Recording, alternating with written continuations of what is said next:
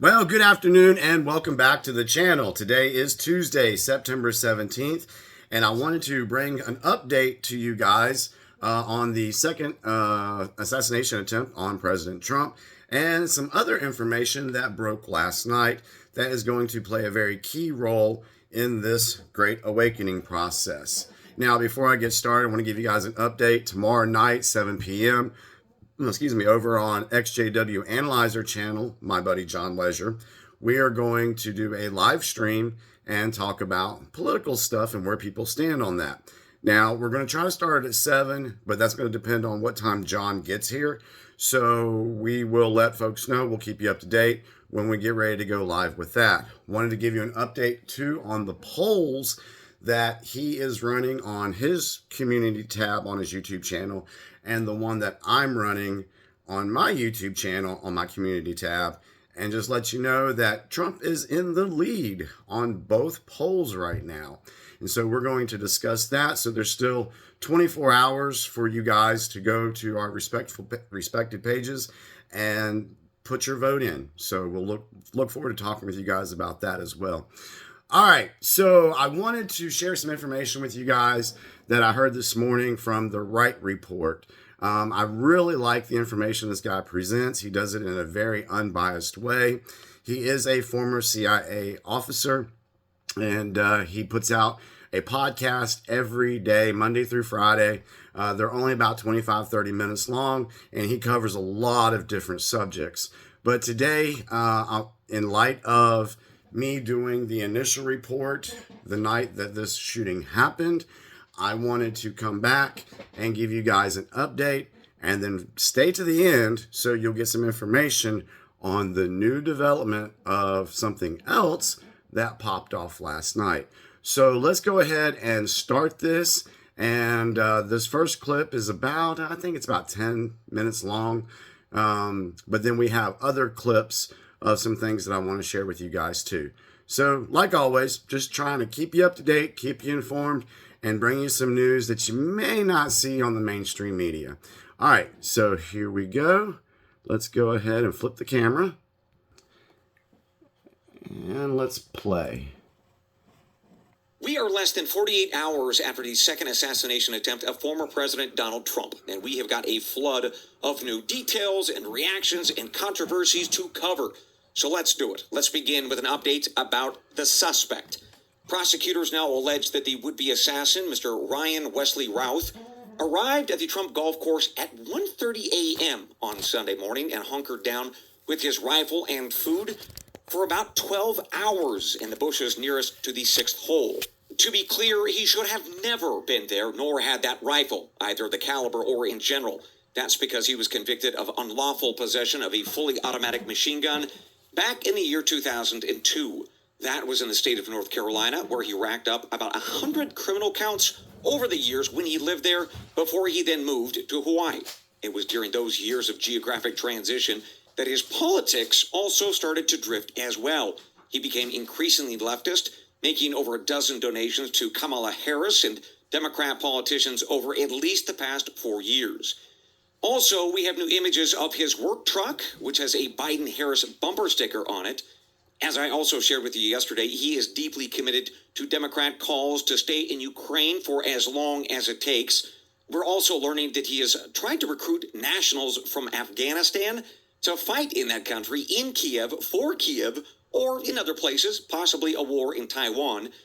For what it's worth, officials in Kiev are now distancing themselves from Mr. Routh, saying that they barely knew him, and he is clearly delusional. More on that later this week.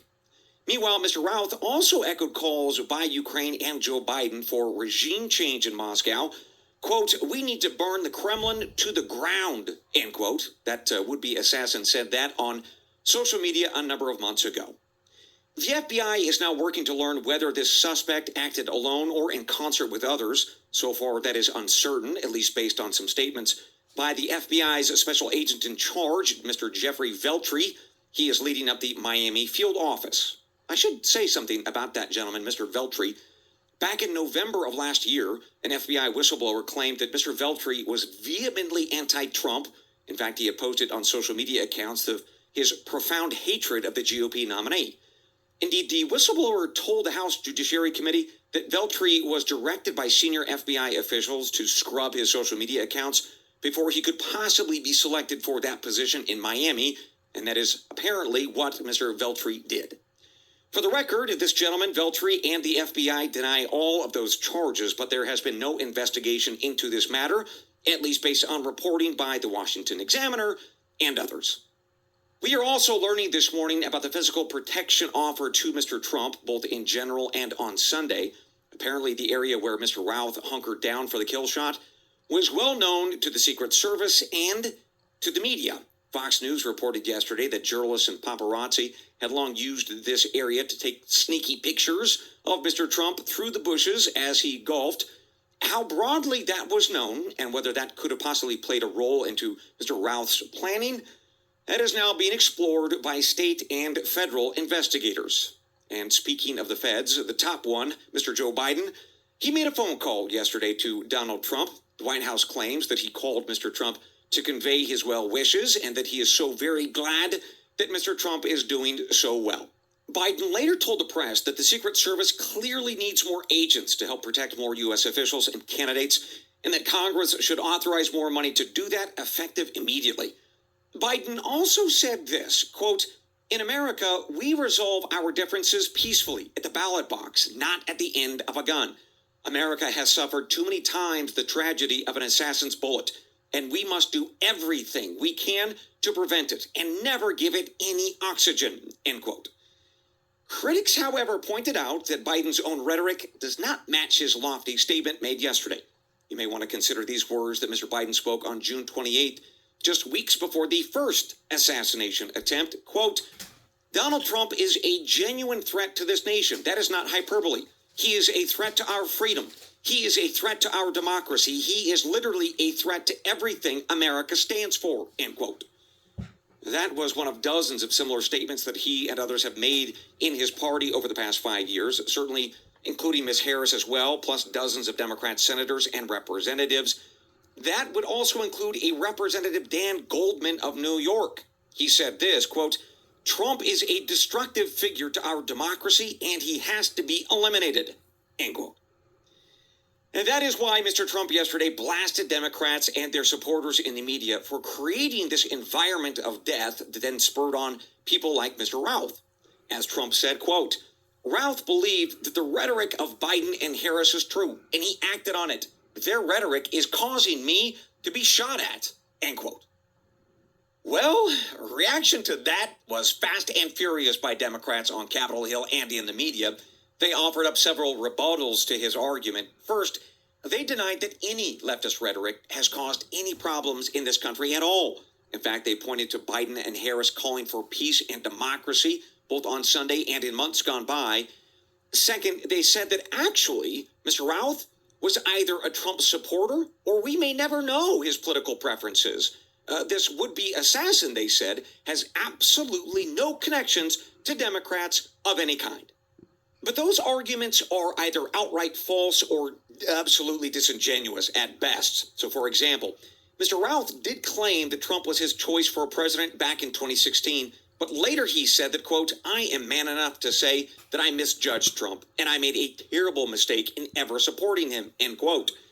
Then, of course, we know that his politics drifted firmly into the Democrat Party since 2016, with confirmation that he voted in the Democrat primary in Hawaii this spring.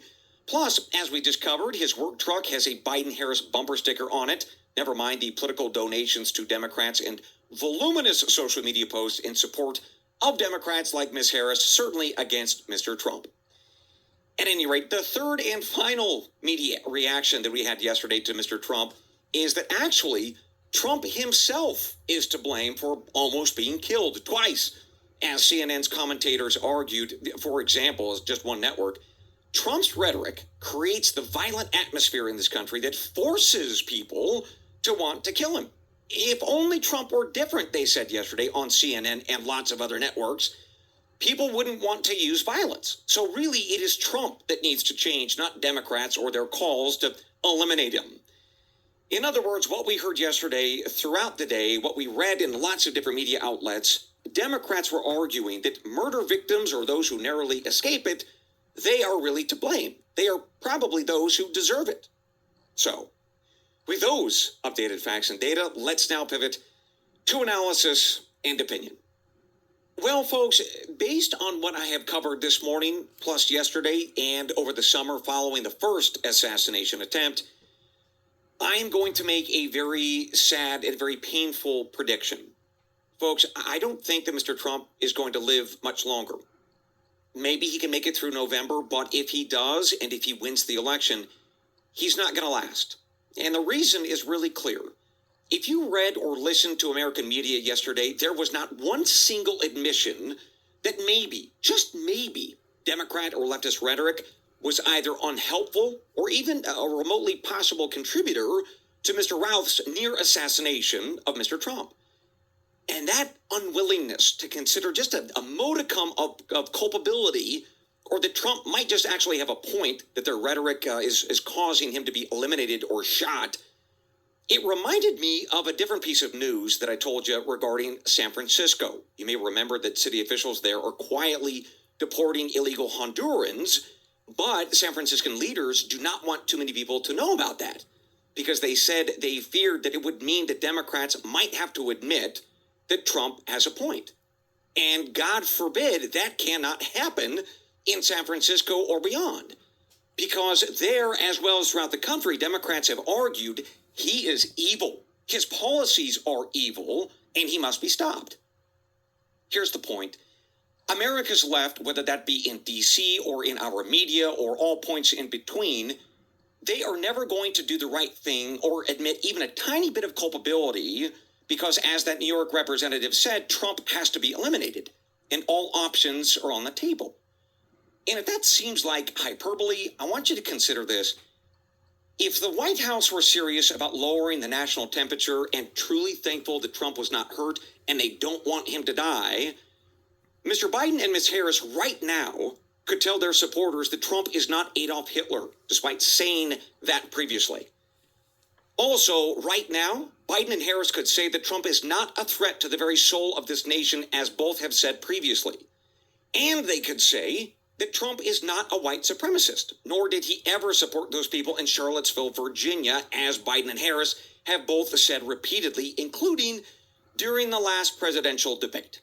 Instead, what Biden and Harris could say, if they would like, is, we just don't like Donald Trump. He is abrasive, selfish, he is full of false pride and ego, and that is neither good nor is it presidential. More importantly, we think his policies are awful, from Ukraine to the border, and we believe that he would be destructive for the nation, so don't vote for him. And guess what, folks? That's fine. That is normal politics. Make that argument if you would like. We would all, frankly, I think, welcome and celebrate that tone and that kind of argument, even if we disagreed. But neither Biden nor Harris will make that kind of argument. They can, but they won't. They could, but they absolutely refuse. Instead, folks, they echo the words of another Democrat, one that you might not know. His name is Mr. David Plouffe. Listen up. He is a senior advisor to Ms. Harris, former senior advisor to Barack Obama. Here's what he said about Trump.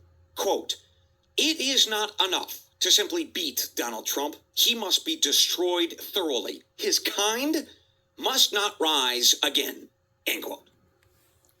Okay, so let's just be really clear. This is not about politics or disliking Trump as a person. They want him dead so he never rises again. Got it. But here's the thing. Did you notice that this advisor to Kamala Harris didn't stop with Trump? As he said, quote, "His kind must not rise again." Oh, okay, well, that's interesting and important, given the fact that he is a senior advisor to Ms. Harris and, again, Barack Obama. So who exactly is the kind we're talking about here? Who is that terrible threat? Well, consider this. Over the summer, I reported on the Biden-Harris administration putting together something called the Homeland Intelligence Experts Group. Its purpose was to flag for the Biden and Harris team the greatest and growing threats to America. And it was staffed, amongst others, with guys like former CIA Director John Brennan, the former Director of National Intelligence James Clapper, and a former CIA officer called Paul Colby. And as that group of men said, the threats, the kind that must never rise again, included three groups of people. First, they said those people who support Donald Trump, which was 74 million people, by the way, in the last presidential election. Second, those who have served in the U.S. military. And third, those who are religious, Christians. So those are the kinds of people that the Biden-Harris administration says shall not rise again. Folks, that's not my opinion. Those are their words. And that is why I continue to believe that Trump horrifically and sadly will be killed eventually. And so too those categories of people. They will certainly be targeted. In fact, they already were. Let me say this differently.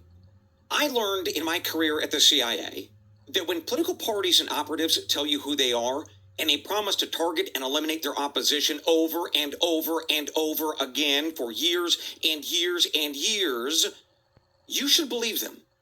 And guess what? I do. I don't need to see a hearse with Trump's body inside of it to see what's coming. I only need to listen and to believe what I'm hearing, even if it is uncomfortable and very frightening. And once I do that, once I really listen and choose to believe, then I vote like my life depends on it, because, ladies and gentlemen, it does. All right, so for those of my friends that are on the left and support the Democratic ticket, please go back and listen to this. And please ask yourself, do I really support this type of rhetoric? And if that doesn't convince you, I have a few clips I want to play here. Let me see if I can get the right ones. Let's go here to Hillary Clinton. This is from yesterday. One day after the shooting, this is what she has to say. And I don't understand why it's so difficult for the press to have a consistent narrative about how dangerous Trump is. The late, great journalist Harry Evans, one time said that, journalists should, really try to achieve objectivity. And by that, he said, I mean, they should cover the object. Well, the object in this case is Donald Trump. His demagoguery, his danger to our country and the world, and stick with it. All right, so we have her saying that. Then we have this lady, a Kamala surrogate, Stacey Plaskett. Now, it could be a Freudian slip. She could have messed up, but listen to what she says. Trump not only have had the codes, but now having the classified information for Americans and being able to put that out and share it in his resort with anyone and everyone who comes through should be terrifying to all Americans, and he needs to be stopped.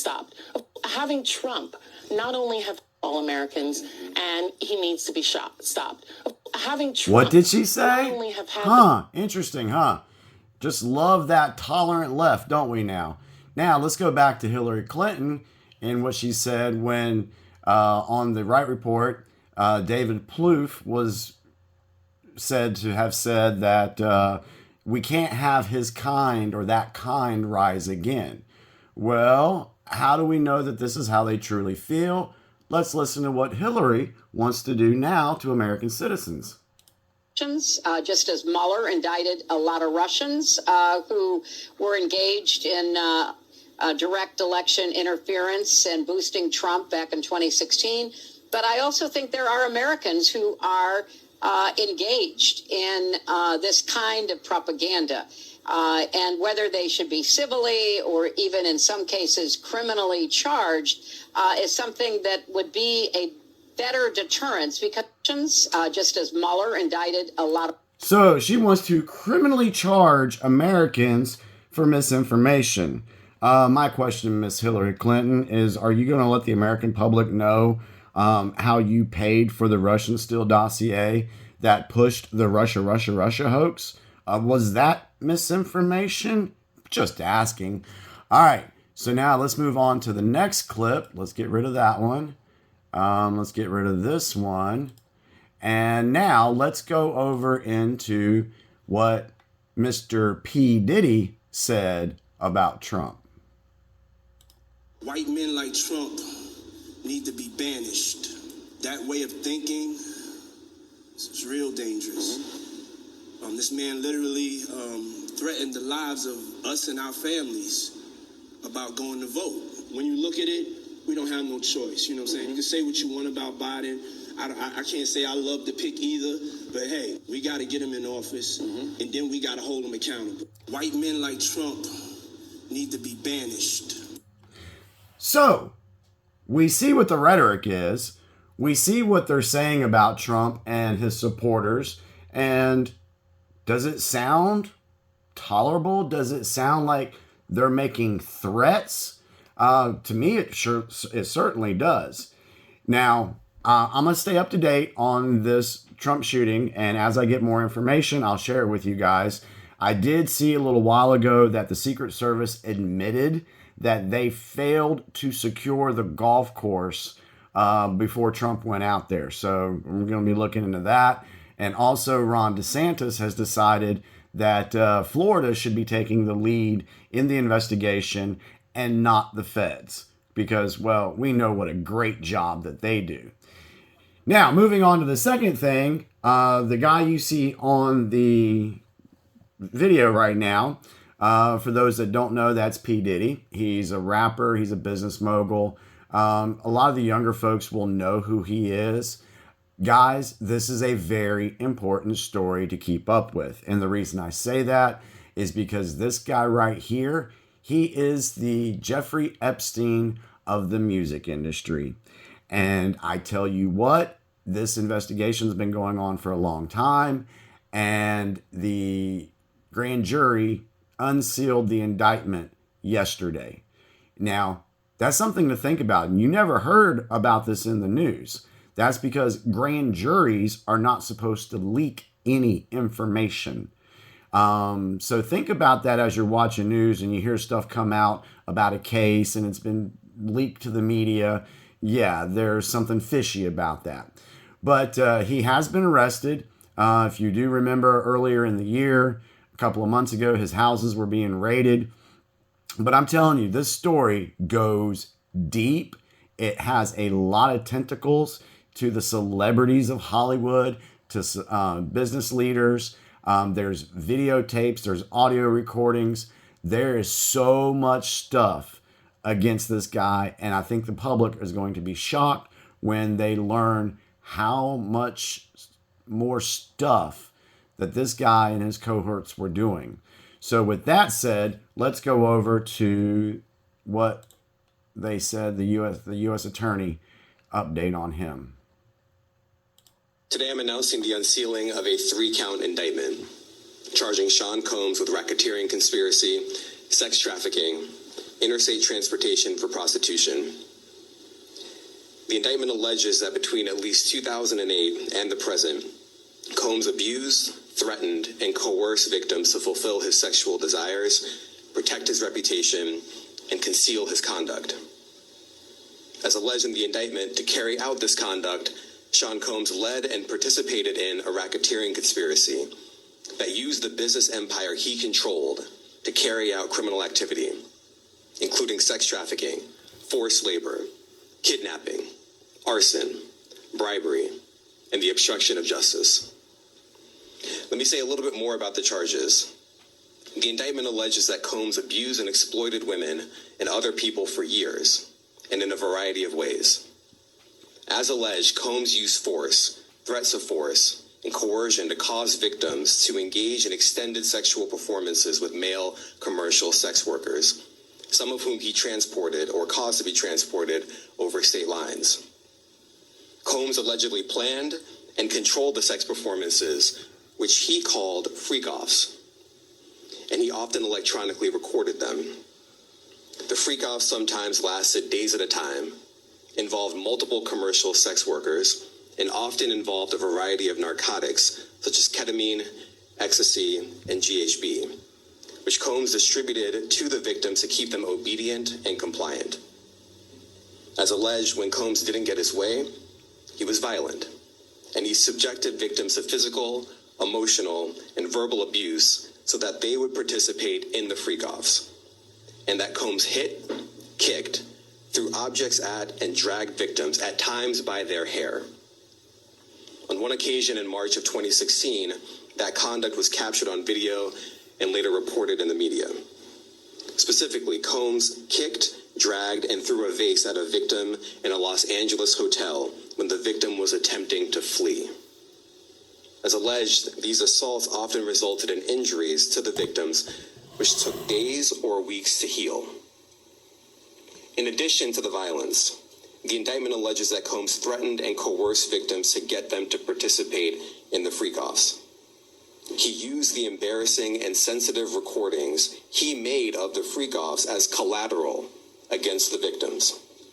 And the indictment alleges that he maintained control over the victims in several ways, including by giving them drugs, by giving and threatening to take away financial support or housing, by promising them career opportunities, by monitoring their whereabouts, and even by dictating their physical appearance. Because of all of this, the indictment alleges that the victims did not believe they could refuse Combs without risking their security or facing more abuse.